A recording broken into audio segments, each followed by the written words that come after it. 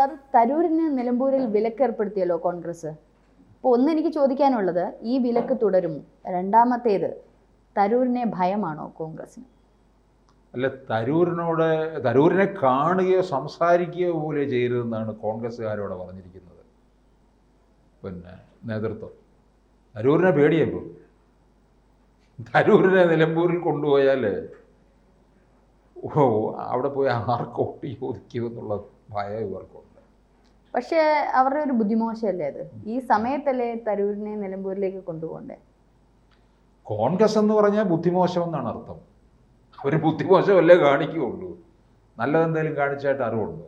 ഒരു കോൺഗ്രസ് അനുഭാവം ഉള്ള ആളല്ലേ രഞ്ജിനി. എനിക്കിങ്ങനെ തോന്നിയിട്ടുള്ളൂ, കോൺഗ്രസ്സുകാർ ചെയ്യുന്നതെല്ലാം തലതിരിഞ്ഞതേ ചെയ്തിട്ടുള്ളൂ. ഇനി നിലമ്പൂരിലെ പിന്നെ ഷൗക്കത്ത് വിജയിക്കുകയാണെങ്കിൽ അത് കോൺഗ്രസ്സുകാർ അധ്വാനിച്ചു എന്ന് നമുക്ക് മനസ്സിലാക്കാം. വിജയിക്കാനുള്ള സാധ്യത കാണുന്നുണ്ടെന്നാണ് അറിയുന്നത്. 20,000-ലധികം വോട്ടിൻ്റെ ഭൂരിപക്ഷത്തിൽ ജയിക്കും എന്ന് ഒരു സർവേ തന്നെ വന്നിട്ടുണ്ട്. ശരിക്കും അത് കോൺഗ്രസിന്റെ ഇപ്പോഴത്തെ ഒരു ഭാഗ്യമെന്നേ ഞാൻ പറയും. കാരണം LDF ഇവര് ജമാഅത്തെ ഇസ്ലാമി ഇറക്കിയപ്പോൾ ഓപ്പോസിറ്റ് PDP ഇറക്കുന്നു, ഹിന്ദു സംഘടനകളെ ഇറക്കുന്നു. അപ്പോൾ തുല്യം, ഈക്വൽ എന്നുള്ള രീതിയിൽ ജനം അതിൽ കാണുന്നുള്ളൂ. ഒരു പക്ഷേ അത് UDF മാത്രമാണ് ഇത്തരത്തിലുള്ള ഒരു മതവർഗീയ കക്ഷി ഇറക്കിയിരുന്നെന്നുണ്ടെങ്കിൽ വലിയ വിമർശനങ്ങൾക്ക് വഴിതെളിച്ചേനെ. മറ്റേ ഇടതുഭാഗവും ഇത്തരത്തിൽ ചെയ്തത് കൊണ്ടല്ലേ രക്ഷപ്പെട്ടത്.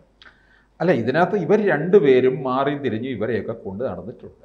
ഇപ്പം ജമാഅത്തെ ഇസ്ലാമിക്ക് ഇപ്പം പിന്നെ UDF-ലേക്ക് പോയി കഴിഞ്ഞപ്പോൾ അവരുടെ സ്വഭാവം ഇങ്ങനെയുള്ളവരാണെന്നാണ് LDF വിളിച്ചു പറയുന്നത്. UDF ഇത് തന്നെയാണ് ചെയ്തിട്ടുള്ളത്. ഇവർ രണ്ടുപേരും കൂടിയാണ് ഇവരെ എല്ലാറ്റിനെയും ഇരു തോളിലും ഇരുത്തി കൊണ്ടു നടന്ന് പാലൂട്ടി വളർത്തിയത്. ഇന്നലെ ഇതേപോലെ സാറ് പറഞ്ഞ അതേ രീതിയിൽ ഞാൻ ഇന്നലെ ഒരു ചർച്ചയിൽ ശ്രദ്ധിച്ച ഒരു കാര്യമാണ്, ജമാഅത്തെ ഇസ്ലാമിയുടെ ഒരു പ്രതിനിധിയെ പാഠ്യ പുസ്തക കമ്മിറ്റിയിൽ ഉൾപ്പെടുത്തി എന്നുള്ളത്. അതിൻ്റെ ആൻസർ അദ്ദേഹം പറയുന്നില്ല. അതിൻ്റെ ഈ സംവാദവുമായിട്ട് ബന്ധപ്പെട്ട ചർച്ചയിൽ പറയുന്നില്ല. LDF-ൽ നിന്ന് വന്ന പ്രതിനിധി പറയുന്നില്ല. അപ്പോൾ ഇത്തരത്തിൽ സാറ് പറഞ്ഞതുപോലെ ജമാഅത്തെ ഇസ്ലാമിയെ ഒരു കാലത്ത് പൊക്കിയെടുത്തുകൊണ്ട് നടന്ന ആൾക്കാരാണ് ഇപ്പോൾ ഇത് മതവർഗീയ പാർട്ടി എന്ന് പറയുന്നത്, തിരിച്ച് PDP. അപ്പോൾ ഇത്തരത്തിൽ ഇവരുടെ ഒരു രാഷ്ട്രീയ കളികൾ ഒരു പ്രത്യേക, സത്യം പറഞ്ഞാൽ കേരളം കണ്ടിട്ടുള്ളതിൽ ഒരു വ്യത്യസ്തമായിപ്പോയി അല്ലേ? അല്ല, ഈ വർഗീയ കക്ഷികളെ എല്ലാം ഇവരെ പാലൂട്ടി വളർത്തുമല്ലോ, അതിനെ അനുസരിച്ച് ഇവരെ കൊണ്ടു നടക്കുമെന്നുള്ളതാണ്. ഞാൻ കഴിഞ്ഞ ദിവസം നമ്മൾ ഒരു വീഡിയോയിൽ പറഞ്ഞതാണല്ലോ, ഈ പോപ്പുലർ ഫണ്ടുകാരെ ഒക്കെ തന്നെ വളർത്തിയതാരാ? ഇവരൊക്കെ തന്നെയാണ്. പോപ്പുലർ ഫണ്ടിനെ നിരോധിച്ചപ്പോൾ എന്തൊരു പ്രതിഷേധമായിരുന്നു ഇവരൊക്കെ നടത്തിയത്. ഇപ്പോൾ SDP പോപ്പുലർ ഫണ്ടിൻ്റെ ഈ അവശേഷിച്ചിട്ടുള്ള ആൾക്കാരും അണികളും ഒക്കെ അതിനകത്തല്ലേ ഇപ്പോൾ ഇരിക്കുന്നത്. നമ്മൾ ചർച്ച വ്യതിചലിക്കേണ്ട സാർ, തരൂരിലേക്ക് വരുമ്പോൾ തരൂരിനെ ഇപ്പോൾ നിലമ്പൂരിൽ വിലക്ക് ഏർപ്പെടുത്തിയിരിക്കുകയാണ്. അപ്പോൾ അങ്ങനെയെങ്കിൽ കോൺഗ്രസ് ഇനി ആ വിലക്ക് തുടരുമോ എന്നുള്ളൊരു ചോദ്യം തുടരാൻ സാധ്യതയുണ്ടോ? തരൂർ എങ്ങനെയായിരിക്കും അത് അംഗീകരിക്കുന്നത്? തരൂർ ഇതിനെയൊന്നും വലിയ കാര്യമായിട്ട് എടുക്കത്തില്ല. തരൂർ ഇവിടെ വന്ന് ഈ കഴിഞ്ഞ തവണത്തെ തെരഞ്ഞെടുപ്പിലെ തരൂർ മത്സരിക്കുമ്പോൾ ഈ 24-ൽ നടന്നതിൽ ആ റോഡ് ഷോയിലൊക്കെ ഞാൻ വിചാരിച്ചു തരൂർ 8 നിലയിൽ പൊട്ടുവന്നു. ഈ റോഡ് ഷോയുടെ ആ വാഹനമുണ്ട്, മുമ്പിലൊരു കാറുമുണ്ട്. അല്ലെങ്കിൽ ഈ കോൺഗ്രസ്സുകാരുടെ ഈ വാഹനത്തിലാണെങ്കിലും പിന്നെ കൂടെയൊക്കെ ആണെങ്കിലും ഈ കഥർധാരികളായ അമൂൽ ബേബികൾ ഉന്തി തുള്ളി കയറി സ്ഥാനാർത്ഥിയെ കാണാൻ പറ്റത്തില്ല. ഇവരെല്ലാം കൂടെ കയറി നിൽക്കുന്നവരാണ്. തരൂരും പിന്നെ വേറൊരാളും ഉണ്ട് ഈ തുറന്ന വാഹനത്തിനകത്ത്. അതിങ്ങനെ ഉരുട്ടിക്കൊണ്ട് പോവുകയാണ്.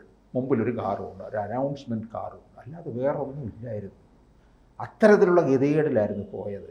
ഞാൻ വിചാരിച്ചു തരൂർ ഇത്ര താഴോട്ട് പോയോ എന്നുള്ളത്. കാരണം തരൂർ ഒരു പിന്നെ രാഷ്ട്രീയം വിട്ട് അപ്പുറത്തൊരു ഒരു ലെവലുള്ള ആളാണെന്നുള്ളത് പലർക്കും അറിയാം. ഈ കോൺഗ്രസ്സുകാരന്മാർക്ക് അറിയത്തില്ല തരൂരിൻ്റെ പൊസിഷൻ എവിടെയാണ്. അതാണ് തരൂരിനെ മോദി കയ്യിലെടുത്തിയത്. മോദി ചില കാര്യങ്ങൾ അങ്ങോട്ട് ഏൽപ്പിച്ചു, ചെയ്യാൻ പറ്റുമോ? ചെയ്തു കൊടുത്തു സുന്ദരമായിട്ട്. വിദേശത്ത് പോയാൽ ഏത് ഇന്ത്യക്കാരനുണ്ട് ഇതുപോലെ സംസാരിക്കുന്നത്? ആ സമയം തരൂരിന് രാഷ്ട്രീയമുണ്ട്. തരൂരിന്റെ രാഷ്ട്രീയം അത് കോൺഗ്രസ് തന്നെയാണ്. ഒരു പക്ഷേ അത് മരണം വരെ അത് അദ്ദേഹം കാത്തു സൂക്ഷിക്കാനും സാധ്യതയുണ്ട്. എന്തൊക്കെ അങ്ങോട്ടും ഇങ്ങോട്ടും പറഞ്ഞാലും തരൂർ ഇപ്പം കോൺഗ്രസ് ഇടും, കോൺഗ്രസ് അത് വെറുതെ ആയിരിക്കാം. ഒരു പക്ഷേ തരൂരിൻ്റെ കോൺഗ്രസ് എന്ന് പറഞ്ഞ രാഷ്ട്രീയം, തരൂർ പലപ്പോഴും മോദിയെ വിമർശിച്ചിട്ടുണ്ട്, ഈ പറഞ്ഞോണം BJP സർക്കാരിനെ വിമർശിച്ചിട്ടുണ്ട്. പക്ഷെ ആ രാഷ്ട്രീയത്തെ, തരൂർ എന്ന വ്യക്തിയെ ഇപ്പോൾ നിലമ്പൂരിൽ ഇറക്കിയിരുന്നെങ്കിൽ തീർച്ചയായിട്ടും അദ്ദേഹം ഒരിക്കലും BJPക്ക് അനുകൂലമായിട്ട് പറയാൻ സാധ്യതയില്ല. കാരണം കോൺഗ്രസിൽ നിന്നുകൊണ്ട് അവിടെ ഒരു പ്രതിനിധിയായിട്ട് പോകുന്ന ഒരു വ്യക്തിയാണ്, പ്രചാരണത്തിന് പോകുന്ന ഒരു വ്യക്തിയാണ്. അപ്പം ആ നിലപാടിൽ തരൂർ എന്തായാലും ഉറച്ചു നിൽക്കും, നിലപാടുള്ള വ്യക്തി തന്നെയാണ്. അങ്ങനെയെങ്കിൽ തരൂരിനെ ഈ ഒരു പ്രചാരണത്തിന് ഇറക്കിയിരുന്നുവെങ്കിൽ കോൺഗ്രസിന് അത് വലിയൊരു നേട്ടമല്ലായിരുന്നു. തരൂരിനെ ഉപയോഗിക്കേണ്ട രീതിയിൽ ഇവർക്ക് ഉപയോഗിക്കാൻ കഴിഞ്ഞിട്ടില്ല. അതാണ് പലയിടങ്ങളിലും തെളിഞ്ഞിട്ടുള്ളത്. ഇപ്പോൾ നിലമ്പൂരിൽ കൊണ്ടുപോയിരുന്നെങ്കിൽ കോൺഗ്രസിന് അവിടെ ഒന്നുകൂടെ വലിയൊരു മൈലേജ് വരുമായിരുന്നു. ഇപ്പോൾ അതുപോലെ മൈലേജ് കിട്ടേണ്ടതും സീറ്റ് വർദ്ധിപ്പിക്കേണ്ടതുമായ മറ്റൊരു കാര്യം കൂടി പറയാം. കഴിഞ്ഞ തവണ കോൺഗ്രസ് അധ്യക്ഷ സ്ഥാന മത്സരം നടന്നു. മല്ലികാർജുൻ ഖാർഗെയും ഈ തരൂരും കൂടെ അല്ലേ മത്സരിച്ചത്? എന്തിന്?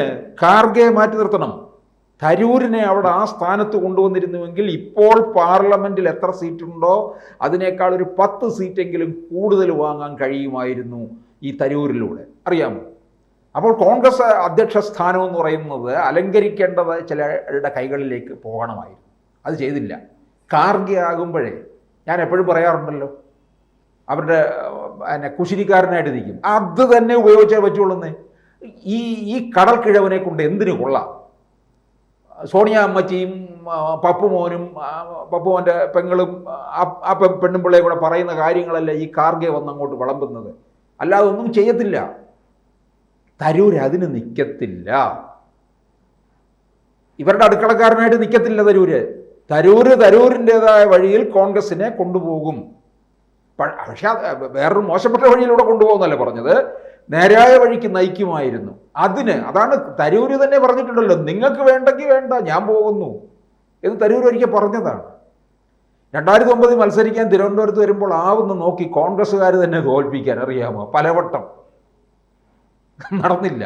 കാരണം ഇവിടെ അവർക്ക് ഈ കുറേ പരമ്പരാഗതമായിട്ട് കുറച്ച് രാഷ്ട്രീയക്കാരുണ്ട് കോൺഗ്രസിനകത്ത്. പണ്ട് ചാൾസ് ആയിരുന്നു. ഒരിക്കൽ ചാൾസ് MPക്കെതിരെ CPIയുടെ സ്ഥാനാർത്ഥിയായിട്ട് മത്സരിച്ചത് ONV കുറുപ്പാണ്. അന്ന് നമ്മളൊക്കെ വിചാരിച്ചു ONV ജയിക്കുമെന്ന് കേട്ടോ. ജയിക്കുമെന്ന് വിചാരിച്ചു. കാരണം അത്ര വലിയ ഒരു കവി എന്നുള്ള രീതിയിൽ അറിയപ്പെടുകയല്ലേ. അന്ന് എതിർകക്ഷികളൊക്കെ പിടിച്ചു നടക്കുന്നത് കവിയല്ല, പാർലമെന്റിൽ കവിയല്ല വേണ്ടത് എന്നൊക്കെ പറഞ്ഞുകൊണ്ട്. ഈ ചാൾസ് ആണെങ്കിൽ അവിടെ പോയി ഒരക്ഷരവും പറയത്തില്ല. ചാൾസ് എഴുതേക്കും, മുണ്ട് മുറുക്കി കൊടുക്കാനാണെന്നാണ് പറയുന്നത്. എന്നങ്ങനെ ഒരു തമാശ ഉണ്ടായിരുന്നു. തമാശയല്ല, ഉള്ള കാര്യമാണ്. പിന്നെ ഇന്നസെൻ്റ് പോയപ്പോൾ പിന്നെ മുണ്ട് മുറുക്കി കൊടുക്കാൻ എഴുന്നേറ്റിട്ടില്ല. കാരണം ഇന്നസെൻ്റ് പാൻസ് ഇട്ടുകൊണ്ടാണ് പോയത്. അതിൻ്റെ ആവശ്യവും വരുന്നില്ലായിരുന്നു എന്നാണ് പറയുന്നത്. ഇന്നസെൻ്റ് പിന്നെ മലയാളത്തിൽ ഒരിക്കൽ സംസാരിച്ചിട്ടുണ്ട്. പിന്നെ തിരുവനന്തപുരത്തുകാർക്കൊക്കെ അഭിമാനിക്കാം, എൻ്റെ പാർലമെൻറ്റ് മണ്ഡലത്തിലെ MP ഡോക്ടർ ശശി തരൂരാണ്.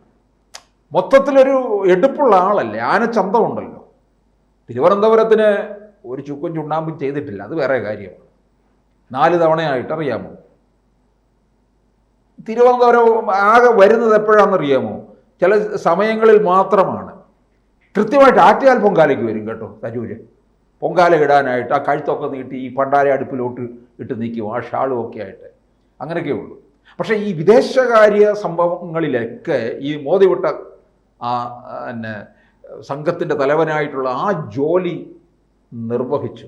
അത് അതിശയിപ്പിക്കുന്ന തരത്തിലാണ്. കേന്ദ്രം ഇപ്പോൾ പുതിയ നിർദ്ദേശങ്ങളും തരുന്നു, പുതിയ നേതൃത്വം, സ്ഥിരസമിതി അതിനുണ്ടാകുന്നു, അതിന്റെ ചെയർമാനാകുന്നു. ആകട്ടെ, അത് പല വിഷയങ്ങളുമായിട്ട് സംസാരിക്കാൻ മറ്റുള്ള രാജ്യങ്ങളിൽ. ഒപ്പം AICCയും ചില മുറുക്കുന്നുണ്ട് ശശി തരൂരിൽ. അത് ഏത് തരത്തിലാണെന്നുള്ളത് നമ്മൾ കാണേണ്ടിയിരിക്കും. എന്ത് മുറുക്കാനാ? തരൂരിന് തരൂർ ഇറങ്ങിപ്പോയി. എന്ത് തന്നെയാലും ഒരു അച്ചടക്കം ചിലർ പറയാറുണ്ട് നമ്മുടെ നാട്ടിലൊക്കെ, വള്ളം അങ്ങ് പോയി കേട്ടോ, വള്ളത്തിൻ്റെ താക്കോൽ എൻ്റെ കയ്യിലുണ്ട് എന്ന് പറഞ്ഞ പോലെയാണ്. തരൂര് പോയി, പിന്നെ ഇവരെന്തോന്ന് പിടിമുറുക്കാൻ? തീർന്നില്ല എല്ലാം, തരൂര് പോയി. കൂടുതൽ വാർത്തകളും വിശേഷങ്ങളും നിങ്ങളിലേക്ക് എത്താൻ ABC മലയാളം സബ്സ്ക്രൈബ് ചെയ്യുക, ബെൽ ബട്ടണും അമർത്തുക.